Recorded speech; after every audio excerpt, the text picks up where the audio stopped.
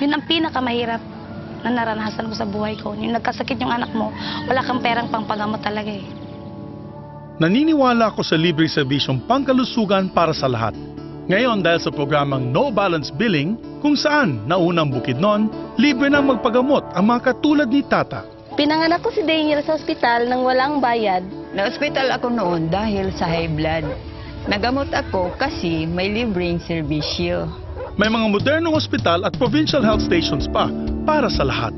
100 milyong piso ang nilalaan ng Bukidnon taon-taon para sa gamot, kagamitan, pati na sa serbisyo ng mga doktor at iba pa. Higit 189,000 na pamilya ang natutulungan ng programang ito. Ginhawa talaga kami dahil sa tulong pangkalusugan sa Bukidnon.